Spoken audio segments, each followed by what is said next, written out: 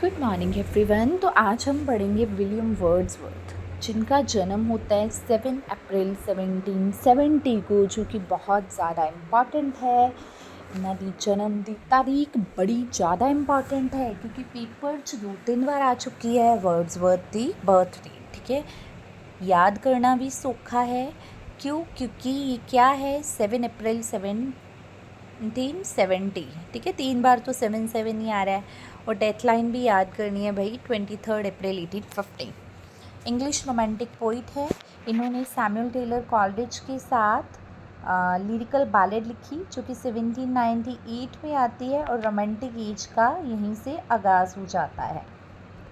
Ordinary people के लिए लिखी गई है, कॉमन लैंग्वेज यूज़ की गई है। वर्ड्सवर्थ का जो मैग्नम ओपस है, यानी जो इनका बेस्ट वर्क है, वो क्या माना जाता है? प्रेल्यूड माना जाता है, जो कि एक semi autobiographical poem of his early years.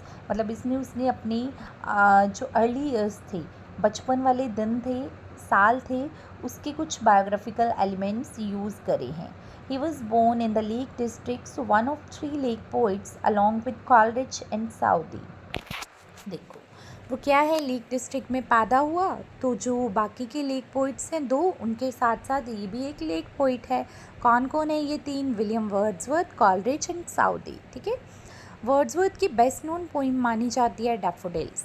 The idiot boy is a lyrical poem by W. कहते इडियट बॉय जो है ये एक लिरिकल पोइम है, किसके द्वारा? विलियम वर्ड्सवर्थ के द्वारा। In 1796 William Wordsworth wrote his only play The Borders। ये भी इम्पॉर्टेंट है, एक पेपर में ये भी क्वेश्चन आ चुका है कि विलियम वर्ड्सवर्थ ने एक प्ले लिखा था, कौन सा? The borders. अब इसके स्पेलिंग्स भी आप ध्यान से चेक करोगे, क्योंकि बॉर्डर्स के क्या होते हैं, जो स्पेलिंग्स है ना, ये इधर उधर कर देते हैं पेपर सेटर। किसी में ये आगे डाल देते हैं, किसी में पीछे डाल देते हैं। स्पेलिंग्स के साथ ही वो गेम खेल जाते हैं और हम जो है वो गलत टिक लगा देते हैं। ठीक है, द बॉर्डर्स है which was turn down by a London theatre. It was a worst tragedy set during king Henry thirds rain. ठीक है, किंग हेनरी जो तीसरा था उसके राज्य में ये लिखी गई है। क्या वर्स ट्रेजेडी है क्या ये? द बॉर्डर्स है, एक प्ले है, 1796 में आया। वर्स ट्रेजेडी है, किंग हेनरी थर्ड के राज्य में लिखी गई। The lost leader poem by Browning. एक लॉस लीडर पोइम लिखी ब्राउनिंग ने, किसके लिए? वर्ड्सवर्थ के लिए, जिसमें उसने क्या किया? वर्ड्सवर्थ को क्रिटिसाइज़ किया। वो कहता है, just for a handful of silver he left us, just for a riband to stick in his coat. वो ये कहता है कि पोइट लॉरेट बनने के लिए उसने मतलब ये सब कुछ छोड़ दिया, वो पोइट लॉरेट बन गया, उसने लॉरेटशिप एक्सेप्ट कर ली। इसके लिए जो ब्राउनिंग है उसको क्रिटिसाइज़ करता है। ही बिकेम पोइट लॉरेट इन 1843। ये याद रखना है आपने कि ये पोइट लॉरेट 1843 में बनता है और अपनी डेथ तक ये पोइट लॉरेट रहता है। ठीक है, although wrote no official poetry after being given the title. जब इसको पोइट लॉरेटशिप वाला टाइटल मिल गया, उसके बाद इसने ऑफिशियली कुछ भी नहीं लिखा। ठीक है, the child is the father of man and I could wish my days to be bound each to each by natural poetry from the poem my heart leaps up. अब देखो, माई हार्ट लीप्स अप में वो क्या कहता है? Child is the father of man. ये भी important quotation है, ये आप याद रखोगे। ठीक है, वो कौन सी पोइम में कहता है? माई हार्ट लीप्स अप, अपने दिल से कहता है कि जो बच्चा है वो किसका फादर होता है? मैन का। इनकी शादी होती है मैरी हचिंसन से। ये स्पेलिंग्स मेरे को लगता है थोड़े इधर उधर हो गए हैं। टाइटल ऑफ प्रेल्यूड किसने दिया था? मैरी हचिंसन ने दिया। लिरिकल बैलेड्स जो हैं वो 1798 में आती है और इसका जो सेकंड एडिशन है वो 1800 में, थर्ड 1802 में, चौथा 1805 में। देखो 2-2 साल का गैप है, 98, 1800, 1802 और जो फोर्थ वाला है वो 1805, उसमें 3 साल का गैप है। ठीक है, इसके बाद ठीक है, पहले अपना ना ये इसके स्पेलिंग्स ठीक कर देते हैं, ये वाले हैं। ठीक है, मैरी हचिंसन के जो स्पेलिंग्स थे मैरी हचिंसन के, वो थोड़े गलत हो गए थे। ठीक है, अब देखो टाइटल प्रेल्यूड का किसने दिया? मैरी हचिंसन ने दिया था। लिरिकल बैलेड की अपन बात कर रहे थे कि इसके 4 एडिशन आए हैं। फर्स्ट 98 में पब्लिश हुई, सेकंड 1800, थर्ड 1802 एंड फोर्थ 1805। अब इसमें टोटल पोइम थी 23 और 4 कॉलरिज ने लिखी, बाकी 19 जो है वो वर्ड्सवर्थ ने लिखी। माइकल जो एक पोइम है, ये एक पेस्टोरल पोइम है वर्ड्सवर्थ की। कीट वर्ड्सवर्थ को इगोइस्टिकल सबलाइम कहता है क्योंकि ये self centered nature of Wordsworth's poetry, क्योंकि वो सेल्फ सेंटर्ड पोइट्री लिखता है या नेचर के बारे में लिखता है। ठीक है, अब देखो, the Lucy poems are a series of 5 poems. ये आप याद रखेंगे कि 5 पोइम्स की एक सीरीज है, क्या, लूसी पोइम्स। पहली है strange fits of passion have I known, she dwelt among the untrodden ways, I travelled among unknown men, 3 years she grew in sun and share, a slumber did my spirit seal। चलो इसकी trick बनाते हैं, मैंने पहले कोई बनाई नहीं थी, अभी अभी बनाते हैं। ठीक है, वो कहता है आई नो, मैं जानता हूँ, क्या, अनट्रोडन वेज को, उन रास्तों को जानता हूँ जहाँ से क्या करते हैं, आई ट्रेवल्ड, कहता मैंने ट्रेवल किया है, अमंग अननोन मैन, जिन आदमियों को मैं नहीं जानता था उनके बीच में से मैंने ट्रेवल किया है। कितने साल, 3 years। ठीक है, ट्रैवल किया है सन में, शावर में, मतलब धूप में, बारिश में मैंने ट्रैवल किया है। वहीं पे क्या आया, एक स्लम्बर, जिसने क्या कर दिया, मेरे स्पिरिट को सील कर दिया।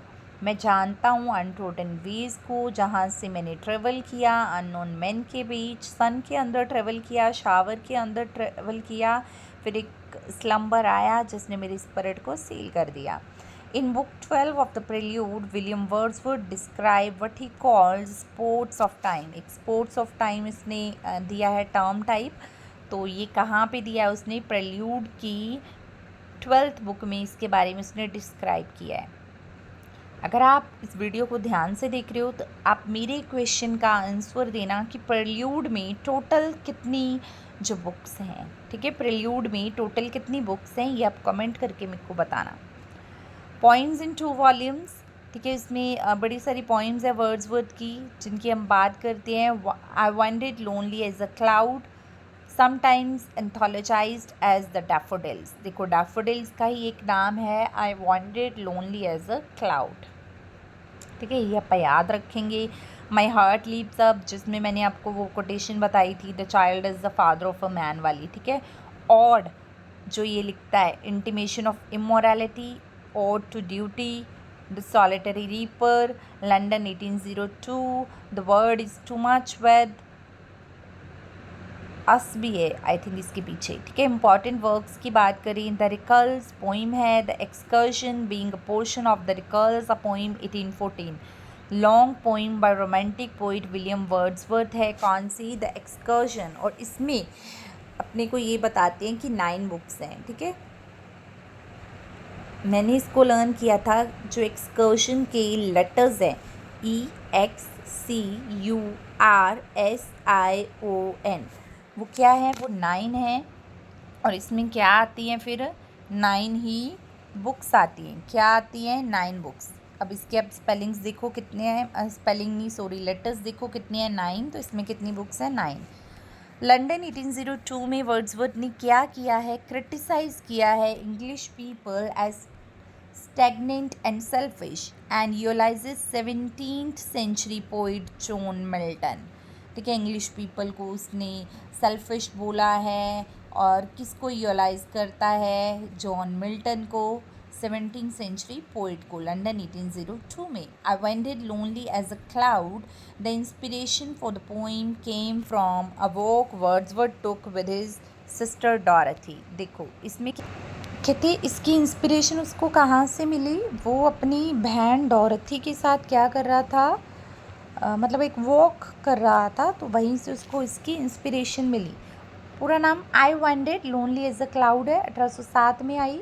द सॉलिटरी रीपर है। The poem functions to praise the beauty of music and fluid expressive beauty, the spontaneous overflow of powerful feeling. ये वेरी वेरी इंपॉर्टेंट कोटेशन है, कहाँ से ली गई, सॉलिटरी रीपर में से। The world is too much with us, it also criticizes ignoring nature. ये किसको क्रिटिसाइज़ करती है कि हम लोग क्या करते हैं, नेचर को इग्नोर कर देते हैं। Little we see in nature that is ours, कहते हम थोड़ा बहुत ही नेचर में देखते हैं जो हमें अपना लगता है। The world is too much with अस में। अब देखो, इसके काम को लर्न करना कुछ खास टिपिकल नहीं है, बड़ा इजी है। ठीक है, इनकी बर्थ डेट याद करेंगे, फिर याद करेंगे कि ये लेक पोइट है कॉलरिज और साउदी के साथ, ठीक है। डैफोडिल्स लिखी है, द इडियट बॉय लिखी है, बॉर्डर्स एक प्ले लिखा है जो ट्रेजेडी है, लॉस्ट लीडर ब्राउनिंग ने इसके लिए लिखा है। 1843 में ये पोइट लॉरेट बने, अपनी डेथ तक रहे, तब इन्होंने कुछ भी ऑफिशियल नहीं लिखा। मैरी हचिंसन से शादी हुई, जिन्होंने किसका टाइटल दिया, प्रेल्यूड का। लिरिकल बैलेड 1798 में आती है, सेकेंड एडिशन 1800 में, थर्ड 1802 में और फोर्थ 1805 में। 23 टोटल पोइम्स है, 4 कॉलरिज की हैं, बाकी बची वर्ड्सवर्थ की हैं। माइकल एक पेस्टोरल पोइम है, कीट्स इसको इगोइस्टिकल सबलाइम बोलते हैं। ल्यूसी पोइम में 5 पोइम्स हैं, सीरीज़ है, ठीक है, 5 पोइम्स की। प्रेल्यूड की 12th बुक में स्पोर्ट्स ऑफ टाइम की बात करी गई है, और मैंने ये बोला कि प्रेल्यूड में कितनी बुक्स हैं ये आप बताओगे। एक्सकर्शन की मैंने बता दी 9 है। पोइम्स की बात करें तो इतनी सारी है, ode to duty, the solitary reaper, London, ode, intimation of immortality, my heart sleeps up, I wandered lonely as a cloud को ही द डैफोडिल्स बोला जाता है, ठीक है। इंपॉर्टेंट वर्क्स में the recluse poem, the excursion being a portion of the recluse a poem, ठीक है। लॉन्ग पोइम है वर्ड्सवर्थ की, लंदन 1802 है, जिसमें ये जॉन मिल्टन को याद करते हैं। I wandered lonely as a cloud की इंस्पिरेशन डॉरथी के साथ वॉक में से आती है, मतलब ये लोग वॉक कर रहे थे तभी इनको इंस्पिरेशन मिली और उन्होंने ये वाली पोइम लिख डाली।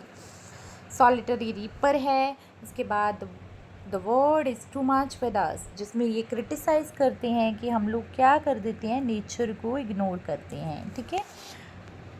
आई होप आपको मेरी वीडियो अच्छी लगी होगी। अगर अच्छी लगी तो kindly like and subscribe my channel, and yes you have to do one thing more कि आप कमेंट में ये बताओगे लिरिकल बैलेड्स में टोटल पॉइंट्स कितनी है, एक्सकर्शन में कितनी है, एंड एक जो मैंने पहले आपसे पूछा था कौन से वाला, द प्रेल्यूड में कितनी है, ठीक है। Thank you so very much.